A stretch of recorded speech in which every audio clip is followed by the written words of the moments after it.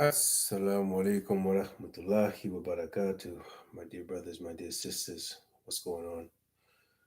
So it's Wednesday. It's Wednesday over here. Wednesday morning. I'm trying a different time today. See what happens. I was supposed to go live yesterday, but I was not ready. Um, I was thinking, and I'm glad that I waited. I'm very, very glad that I waited. Sometimes you have to let your thoughts settle a little bit before they hit. And man, I'm glad I waited. Alhamdulillah. Man, so it's Wednesday morning at 7 o'clock in the morning in Southern California. Um, mashallah, beautiful day. It's kind of dark. I'm just keeping the lights off. I just Fajr prayers ended around 6:40, so I just finished praying my Fajr prayers. Alhamdulillah. And so, for those of you who are new to the podcast, this is the Deen Diaries. I'm actually live on both Facebook, or no, I'm live on Instagram and YouTube. I'm just trying it out today and see what happens. And so, if you want to catch me on YouTube, you can catch me over there. I got a computer over here, and then I got the iPad over here. Um, I'm super high tech, man. Um, so, I want to talk about Deen. And for those of you who are new to the podcast, the Deen Diaries is a podcast that is geared towards helping brothers and sisters who are trying to get married. Um,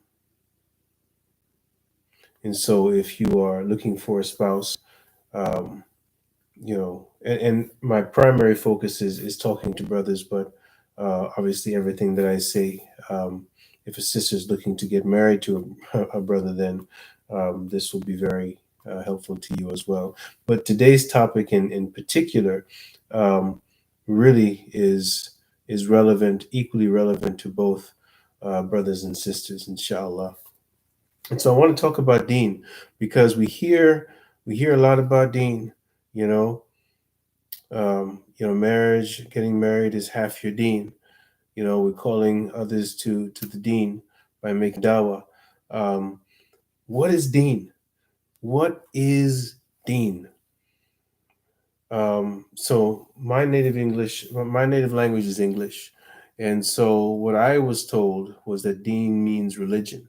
But as you know, if you speak multiple languages, and I'm going to be talking to both screens over here, so um, as you know, if you speak multiple languages, you really cannot translate a language, which is why you really have to focus on the meaning of the original word. And so, Deen does not mean religion. Religion is a part of Deen, but it is not the whole thing. Deen is, and then Deen touches every part of your life. So, this Deen, and for lack of a better term, I'll call it religion. But this Deen touches every aspect of it. It should, if you are on Deen, it should touch every single aspect of your life. Every single aspect of your life, your Deen should touch if you are on Deen. There's nothing that you do, there's nothing that you say, there's nothing that you think, there's nothing that you feel that will not be impacted by your Deen if you are on Deen.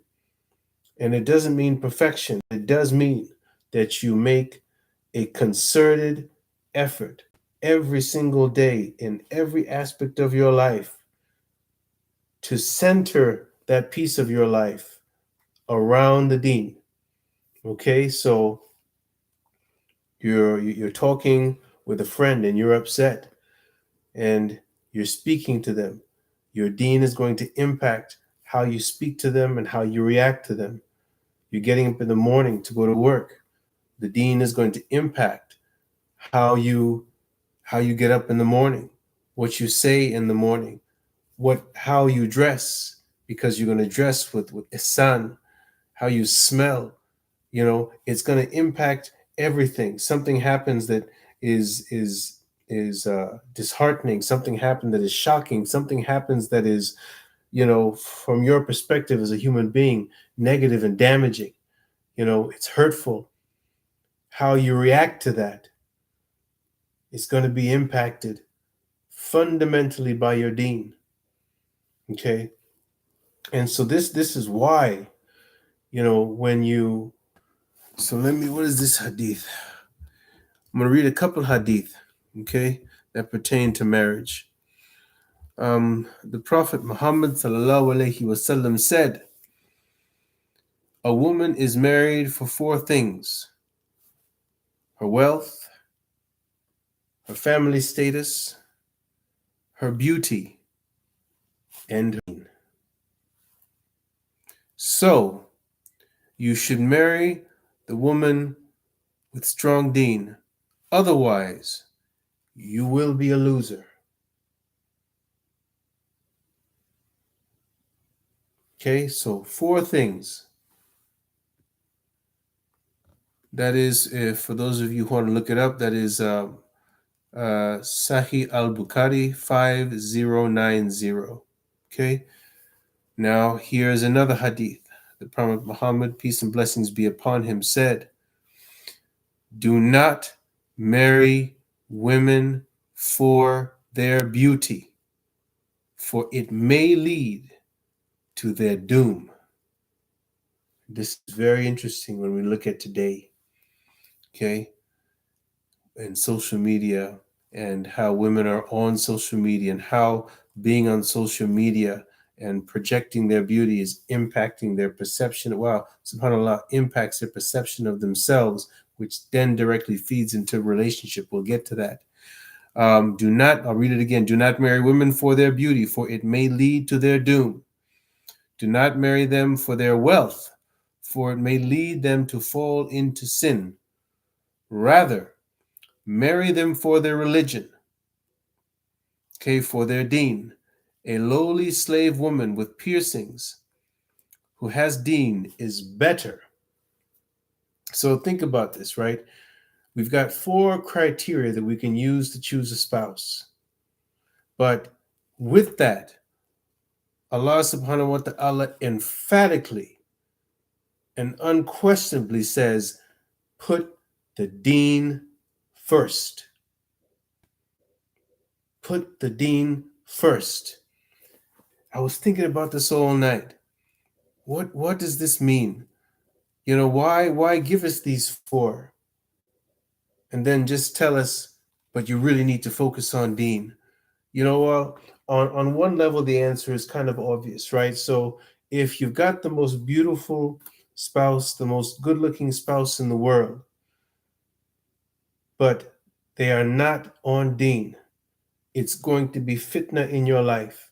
And likewise with any of the other traits. They could have the greatest family name, but if your spouse is not on deen and they pay no attention to their religion, they don't pray, they don't fast, they drink, they smoke, it's going to be fitna and hell in your life. Okay? So the reputation, the looks, and the money, it's all the same. The deen is the only one, right? That if your spouse does not have money, if they're not good looking, and if their family doesn't have a strong name, but if they've got deen, you're going to have a peaceful home full of barakah. Subhanallah. So these other criteria, they are nice to have, but they're not the heart of it. And the other thing that hit me, is that these three criteria are the only three criteria. And I don't know why it's taken so long for this to settle in my brain. Subhanallah, that these three criteria are the only criteria that the deen does not directly affect.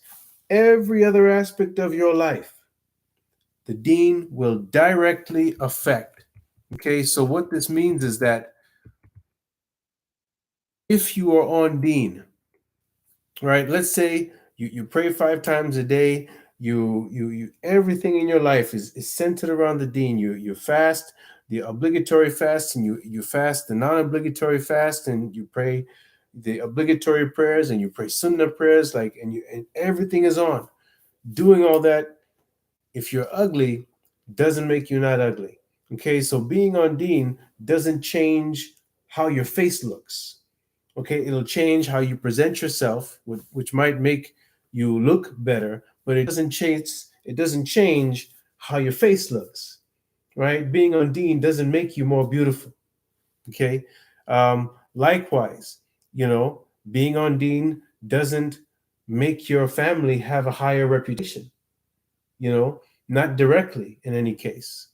Obviously, over time, if you're on Deen, and then your family is on Deen, then it can somehow raise you in society. But being on Deen doesn't all of a sudden make your family have a better name. Likewise, being on Deen doesn't mean that you're going to be wealthy, right? So, wow, these are the only three aspects of your life that the Deen will not directly impact. So this, from my understanding, is why there is a permissibility in using these other three criteria as one of your other filters. Okay? Subhanallah. But you have to put the Deen first. And putting this first, it's not the butterflies in your stomach. It's not how she makes you feel. It's not how you laugh. It's none of that. It's none of that. Oh, I feel I'm in love. It's none of that. Okay? Because when you put the Deen first, it will change everything about how you find and vet your spouse. It'll change all of your questions. All of the questions that you have for them. All of these trivial questions will not matter. Well, what's your favorite color? What kind of music do you like? Like, these things will not be a priority for you, right? Because, again, if you guys like the same music, but this person is off their Deen, it's going to be fitna. And when you see this person who's off of their Deen, who likes the same music, raising your children, it's going to be a problem. Okay? It's going to be a problem. And so when you put the Deen first, it completely reshapes how you search for and how you select your spouse, how you look at them. It's a much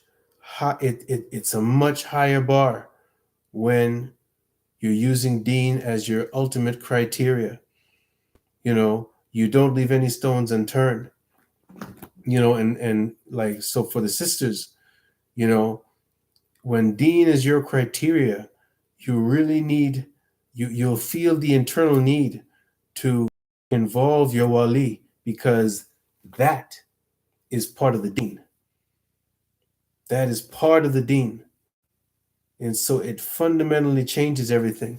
And let me get back to this hadith about beauty, where it says, do not marry women for their beauty, for it may lead to their doom.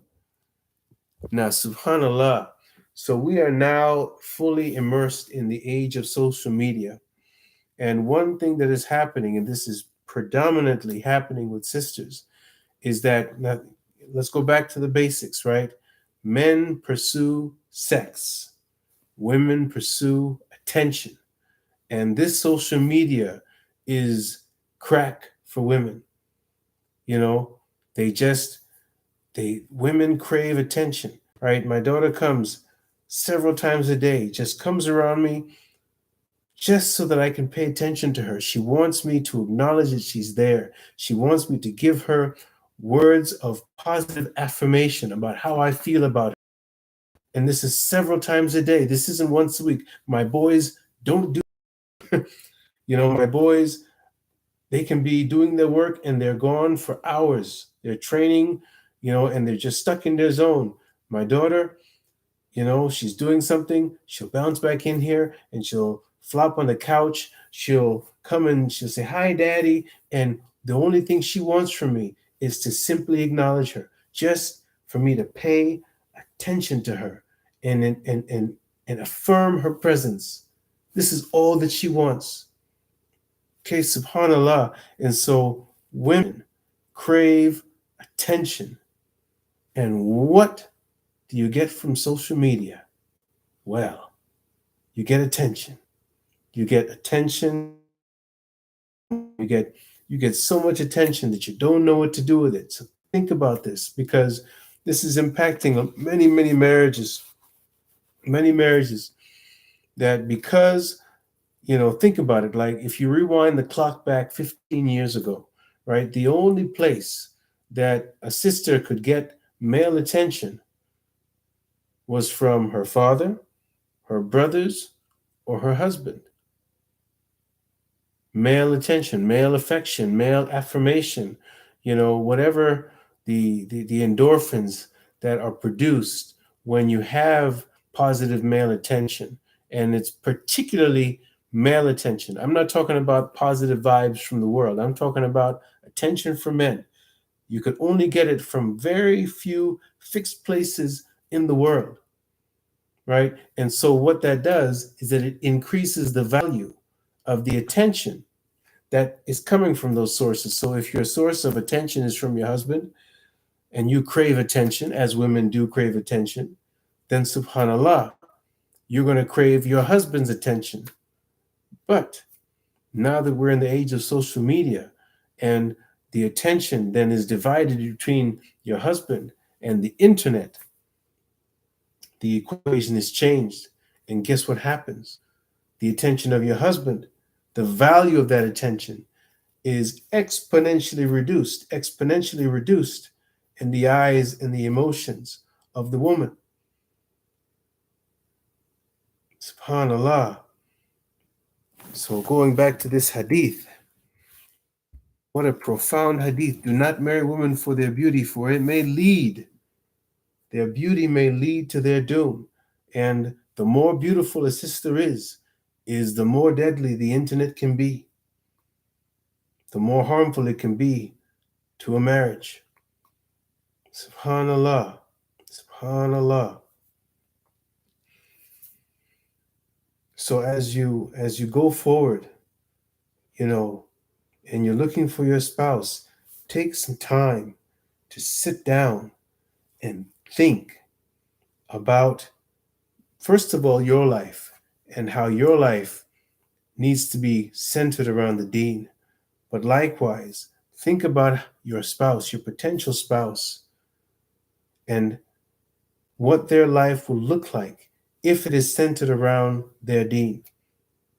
If they're making a concerted effort on a daily basis, not on a sometime basis. Nobody's going to be perfect, but the effort, okay, the effort can be perfect. The results will never be perfect. No, none of us is ever going to be 100% on Deen, but we can all try. We can all try as hard as we can try every single day. Every single day, without exception, until we die, we can make maximum effort to be on Deen. And that's what you should be looking for. Don't look for the perfect sister. She talks perfect, she acts perfect, she cooks perfect, she knows exactly what to say, she's in complete control of her emotions. She never says any, like, nah, bro, nah. But she has to be making the effort. She has to be making the effort. But likewise, you have to be making the effort as well, inshallah. And if you do that, because, like, listen, man, when you're on Deen, you don't do things for your spouse. You don't do things because it makes your wife happy or because it will make your husband happy. Okay, you do things for your husband because it will make Allah subhanahu wa ta'ala happy. That's why you do that, because you're going to wake up some mornings and you may not particularly like your spouse. Maybe you had a problem the day before. Maybe their breath stinks. You know, maybe they're messy and you're tired of picking up after them. You know, maybe they just did something that just got on your last nerve, and maybe you're just not feeling the love. But guess what? Whether you feel the love is irrelevant, because the things that you do for your spouse, you don't do them for your spouse. You do them for the pleasure of Allah subhanahu wa ta'ala. And when you're on Deen, it's like it's the best insurance policy you can get on your marriage. It is unlike any other insurance policy on your marriage, because even on the worst day in your marriage, if you are doing things for the pleasure of Allah subhanahu wa ta'ala and not for the approval of your spouse, being on Deen will save your marriage on your worst day. Again, we're assuming that we've got a brother and a sister who are both on Deen, who are both making the effort every single day, all day, to be the best possible Muslim they can be. And although you may slip, if you're on Deen, you'll always pick yourself back up. So, my dear brothers, my dear sisters, as you are looking for your spouse, obviously you have to make sure that you're on Deen, that you're making that effort every single day. I'm not talking about you take off Sunday or you get a month off. It's every day until you die. It's every minute of every day until you die. And when you slip up, you get up right away. Okay, you got to make sure that that's where you are. And all the obvious things you can't afford to miss: praying 5 times a day, fasting during Ramadan, paying your zakat, all of these, the obvious ones, you got to make sure you're doing those. Okay, but then dig a bit deeper, and that's for yourself. And then when you're looking for this spouse, make sure you're looking through the eyes of Deen. Yes, you want them to be good looking, of course, but don't put any of these things in front of Deen. It's going to be fitna.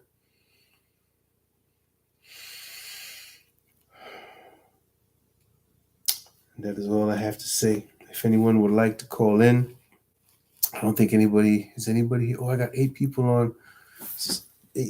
Eight people on YouTube watching.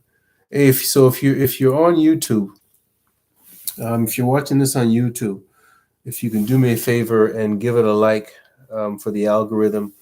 Likewise, if you're on Instagram, if you can please like it, and if you know anyone who is looking for a spouse and could use some help, put them in touch. They can reach me here on Instagram anytime, and inshallah, I will be able to help you find your spouse. Assalamu alaikum wa rahmatullahi wa barakatuh. Hey, assalamu alaikum, sister. How are you?